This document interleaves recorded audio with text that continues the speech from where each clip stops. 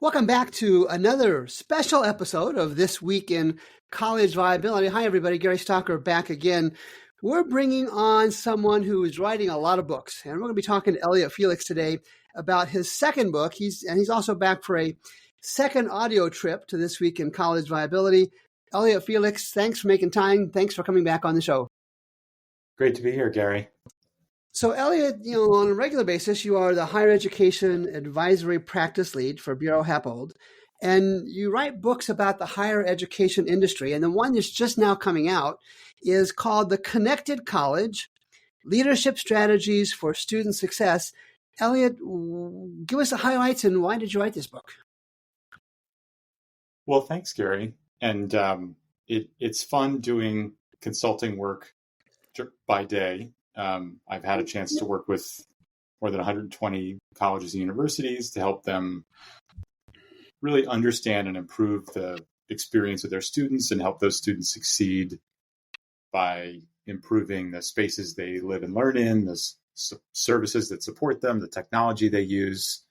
And then in my spare time, I write and speak about student success and had the chance to take lessons from working with the 120 plus colleges and universities, I think, to really help institutions meet the moment and create a encouraging evidence-based playbook for busting silos so that students succeed. I think I wrote the book because I see so many smart, well-meaning,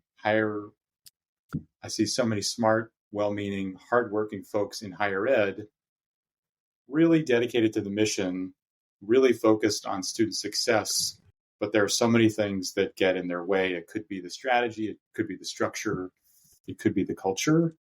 And I feel like what we really need is to find ways to work better together internally and partner externally to help our students. And as an example, I start the book off talking about something that a story that sounds apocryphal, but in fact was a real consulting gig I had where our job was to create a student success hub that brought together a whole bunch of different services and staff in one space.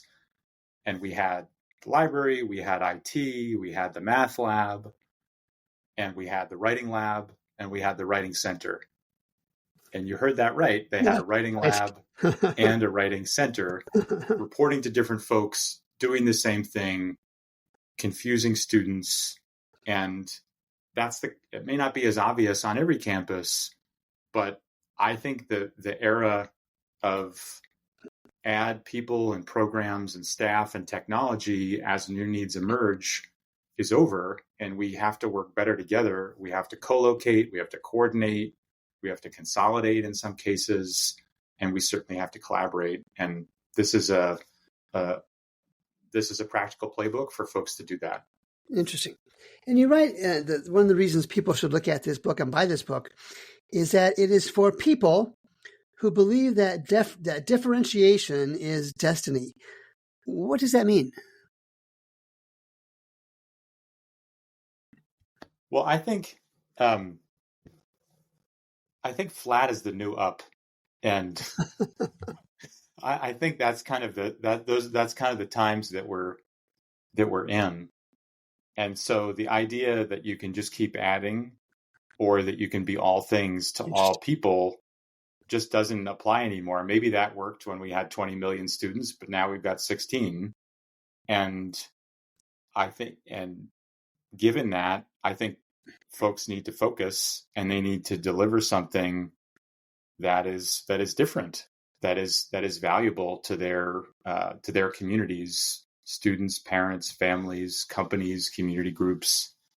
And so if what you're doing is the same thing as everybody else, I don't think you're going to attract the students in terms of enrollment. I don't think you're going to attract the companies to do experiential learning programs with, or to partner on research. I don't think you're going to garner the support of your local community if you're not creating the workforce of the future and sending out grads that can make an impact. And so I really think people need to focus. And the great thing about focusing and differentiating what you do is then you're not competing with your friends and neighbors. That focus enables collaboration because you're not all doing the same thing. Maybe you're focused on health sciences and your neighborly institution down the street is more liberal arts, whatever it might be. Then you can actually work together on something. You can share resources, and it's a win-win. And I think that's what we need right now. And I like the flat is the new up. I hope you trademark that. And I use a similar sentiment these days because I'm sharing with colleges on all the media that I do that shrink now to survive in hopes of thriving later. And that's kind of what you're talking about with that flat is the new up. You just can't grow your way out of financial challenges right now. Yeah, well, I think tomato, you say shrink, I say focus. Right.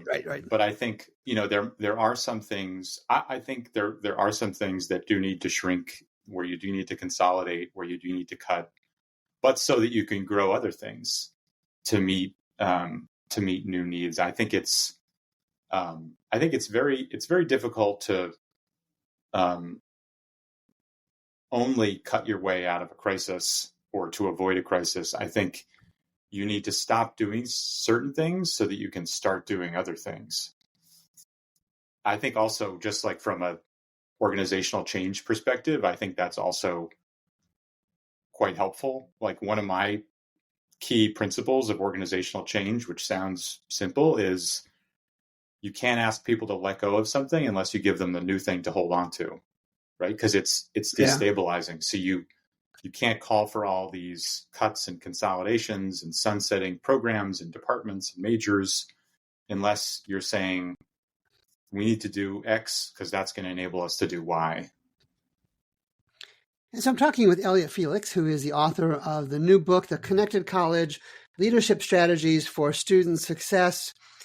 Sharing resources is one of the topics that you talk about. And you and I, before we started recording this afternoon, talked about doing that shared resources across 5 or 10 or 15 colleges. That's my model, not yours. Is that feasible? Is that even likely? It is. And there's a number of consortiums and sharing models that I reference in the book. But since you said 5, I'll just go to one of my favorites, which is the 5 College Consortium. Sure. In Massachusetts. I think I've worked for 4 of the 5. And they have a great model, right, where you can cross enroll in courses. They share library storage. So the offsites, they share library collections and library storage. They're on a common bus route. And, they can do things as a consortium that they can't do on their own.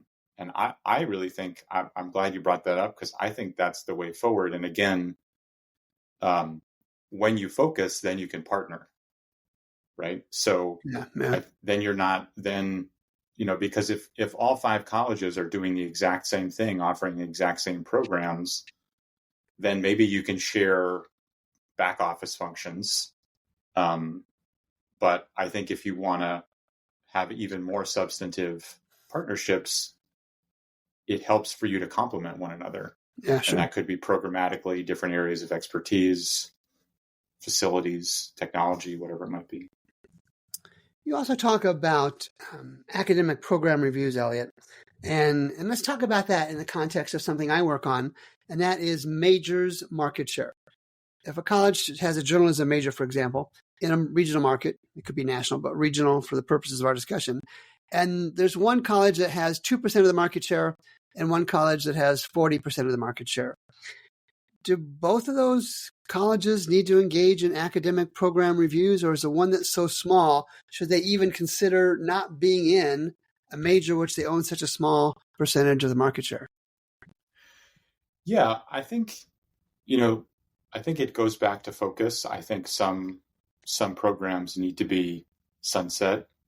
And I think when you do an academic program review, what you're really trying to do is align supply and demand, right? You're trying to, Wayne Gretzky style, you're trying to skate to where the puck is going to be. And so you're looking at indicators, labor market data, job postings, other trends, that are giving you a sense of where there's going to be future demand, and then you're trying to align your programs to that demand. And I think some things are jump off the page obvious, and they don't need a whole bunch of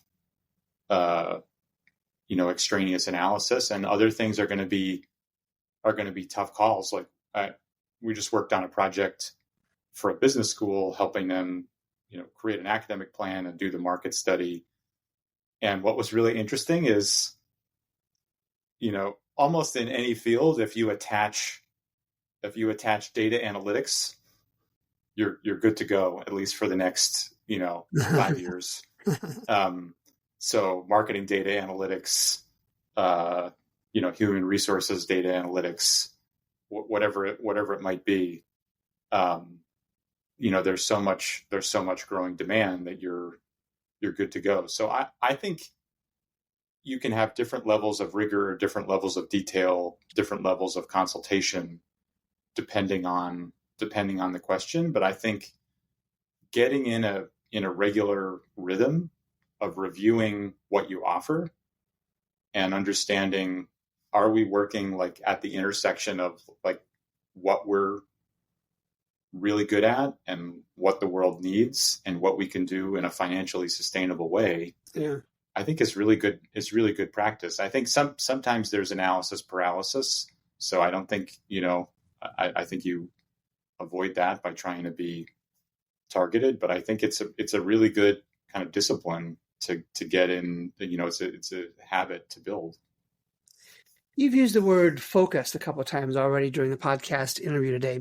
And one of the lines, one of the topics in the book, The Connected College, Leadership Strategies for Student Success, is strategic planning to provide focus. Now, I work in a world where I see colleges don't even have the resources to count things, let alone engage in strategic planning, kind of the old they forget that their original goal was to drain the swamp when they're neck deep in alligators.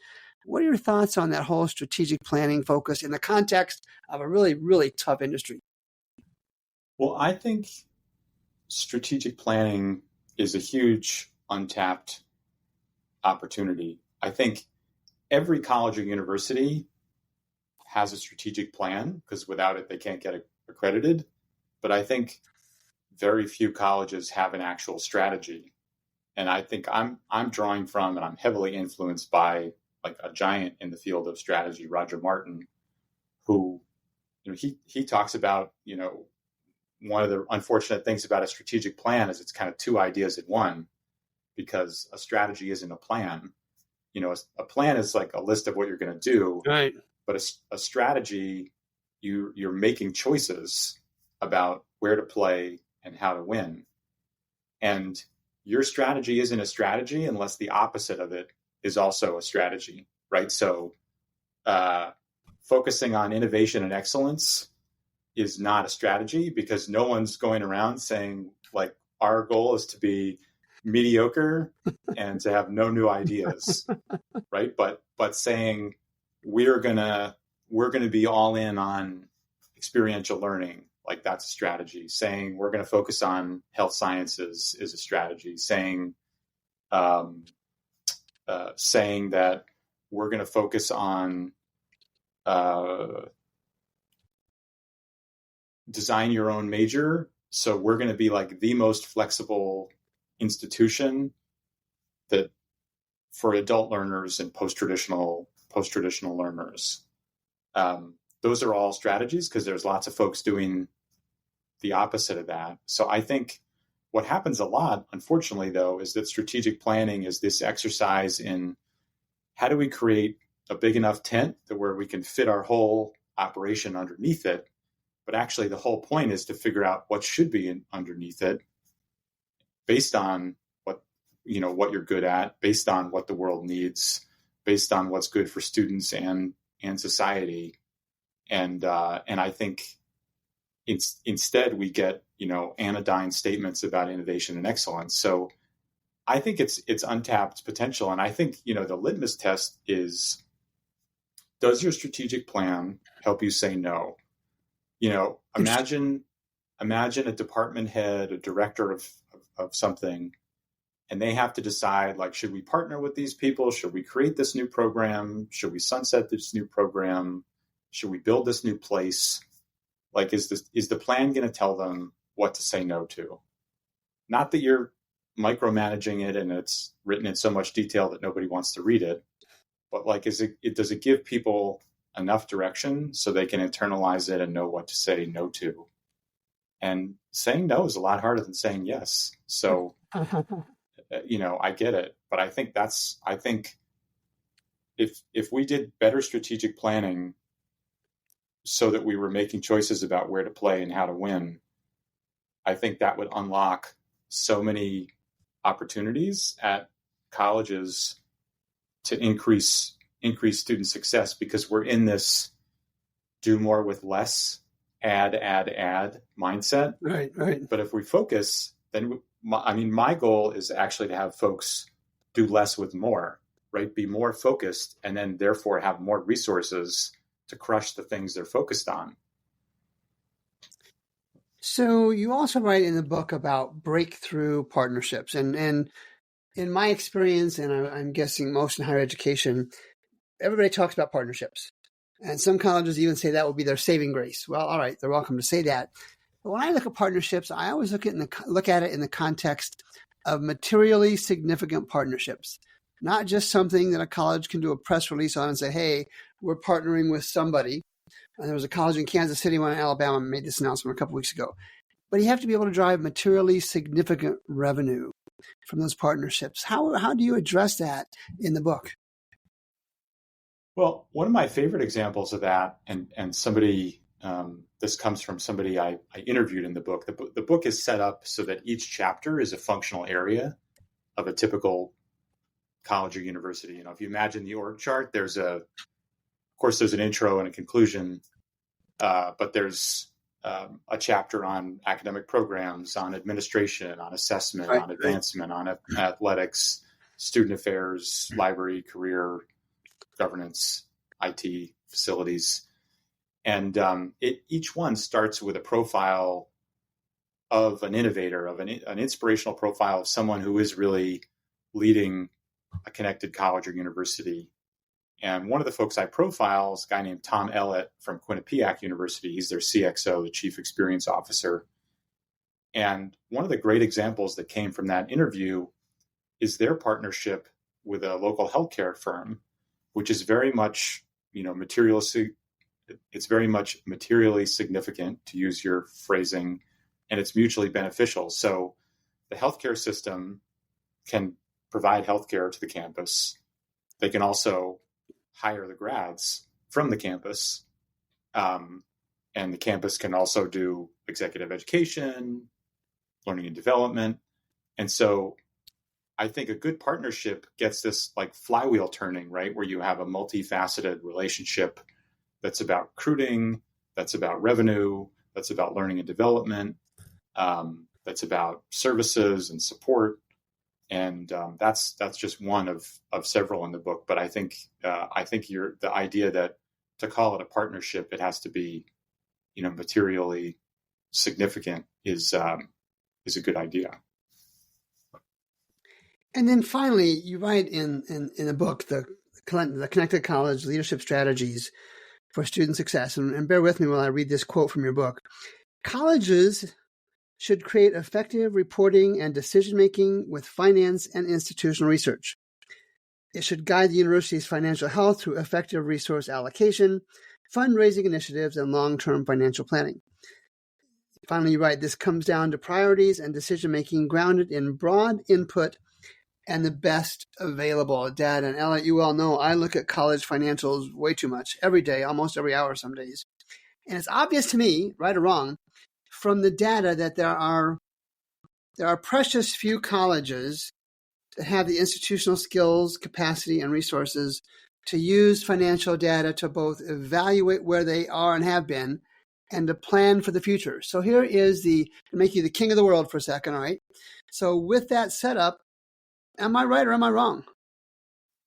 Yeah, I think there's a lot of data out there, Gary, but I don't know that there's a lot of decisions getting made with it. And that's why I think the places that really have gathered and harnessed the data are making the headlines and getting results, like Georgia State or Ivy Tech are a couple of the folks that I talk about in the book that lots of other people talk about too, where they made a concerted effort to gather the data, to share the data, to act on the data, and they use that to make better decisions so that their resources are better allocated and targeted. Like, I think lots of places now have early alert systems, which I think is great, great news. You're looking at attendance data and LMS login data, assignment submission, advisor appointments, those kinds of things. And you're flagging who seems like they might be lagging, and then you're reaching out to the right people at the right time in the right way. So I think the tide is starting to turn, but I think a lot of places are swimming in data, but they're not swimming in data-driven decisions. Yeah. And I think it goes back to the silos point. I think there are a lot of functions that higher ed has done a pretty good job over the years at figuring out how to coordinate and how to centralize in a reasonably effective way. HR, IT, finance. Most places have some kind of federated model where there's central resources and then there's school or college or department resources, and they have some clarity on who does what centrally versus distributed. But I think there's all kinds of newer functions within the university that need, at the very least, some kind of federated model or some kind of community of practice. Like I'm thinking about marketing and communications, data analytics, assessment, instructional technology. There are roles like that where every department has somebody, every center or institute has somebody, every school or college has somebody. Then you have, institutional research and assessment. And I think we could make a big improvement if we started to think about those groups as communities of practice that met regularly, that knew each other, that collaborated on projects, that shared data, that had common templates. So a lot of data, not a lot of decisions. Yeah, and I agree wholeheartedly. And the only nuance I would add to that is I worry that the percentage of colleges that don't use data to make decisions is too large, and I think that's one of the factors contributing to the layoffs, cutbacks, and closures that we see right now. Yeah, or they have a lot of data and it's backward looking instead of forward looking. Absolutely. Yeah. So they're reacting and not predicting. And a lot of the times, in the assessment chapter, there's really interesting data from the, AIR survey about how big the institutional research departments typically are and how much of their time is spent on compliance reporting and those kinds of things. Right. So there's sometimes you have the resources, but they're overrun by, compliance reporting instead of looking ahead. Or the other thing that happens a lot is people want to design the perfect study because they want it to be rigorous. And, the results come out about a year after the president had to make the decision. So sometimes we let perfect be the enemy of good. And sometimes what we need is something, we need what's the minimum viable analysis or what's the minimum viable assessment. Yeah, right. So Elliot, the book is The Connected College, Leadership Strategies for Student Success. When does it come out and how can listeners order? They'll find it on Amazon this summer. And the best way to stay in touch is through my newsletter, which is just elliottfelix.com/newsletter. And folks that sign up for that get a discount on the book and they get updates and special offers. And that's a good place to start. Well, Elliot, always a pleasure to have you on the show. Should we do this again sometime? Absolutely. When I've got another book, I'm ready to rock. But if I can be helpful uh, with your listeners as they think about how to navigate the storm or the uncertainty There that you go. we find ourselves in, and think about their strategy, their structure, their systems, and make better decisions about them, I'd love that. Well, Elliot Felix has been my guest. He's the author of the Connected College Leadership Strategies for Student Success. For those listening to the podcast, I'll be back every Monday with a regular episode of This Week in College Viability, my news and commentary. Elliot, always a pleasure. We'll talk again soon. Everybody else, thanks for listening. Thanks, Gary.